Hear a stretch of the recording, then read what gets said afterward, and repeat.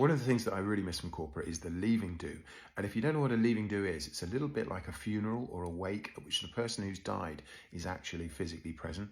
And they don't happen so often these days because people don't stay that long with organizations. Today, I think it's more like a hospital where you just kind of wake up on a Monday morning and Sam in the bed beside you has died. And you're like, oh, where's Sam? And they've just shuffled off in the night and nobody cares. But the leaving do was a sight to behold because it was like a ritualistic crushing or burning of somebody's contribution to an organization over the course of 20 or 30 years at the point at which they're leaving.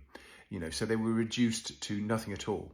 And it would always happen in the same way, which is that an email would go around saying that, oh, Bob is leaving the organization after 20 years of service to the organization, and we're going to have a do, and maybe we're going to have a whip round. And what would happen at the leaving do would always be exactly the same. And it would be that of the 50 people that Bob worked with, only 5 would actually turn up to the leaving do. And they weren't even the 5 that Bob thought would turn up to the leaving do. They're just 5 people who didn't want to go home for some reason, like they were having family problems or, they thought there might be free alcohol.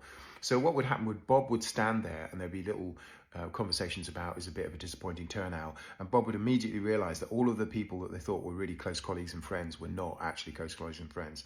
And then Bob would have to give some kind of a speech, and it would be clear from this speech that Bob has toiled over this speech over the course of weeks, all of the highlights of their career, which they would kind of deliver to a near empty room. And if Bob had any self-awareness at all, this kind of realization would sink in, was that nobody gave a crap about all of these things that were uber important to Bob. And at the end of it, Bob's manager would have to give a speech.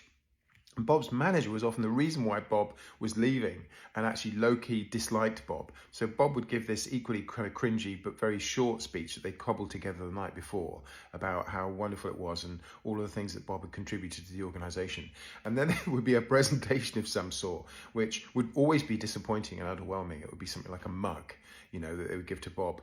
And then people would, after an hour or so, and it would be held at sort of 6:30, so people didn't have to stay too late.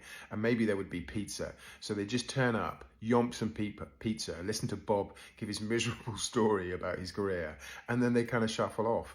And you'd see it in Bob's eyes. You'd see that this collapsing of what he thought would be a celebration of all his accomplishments into a realization that he'd actually really accomplished nothing, and all of the care and dedication that he'd given to the organization was not reciprocated in any way whatsoever, and that life would just go on tomorrow and nobody would remember what they had done. It was just amazing to behold.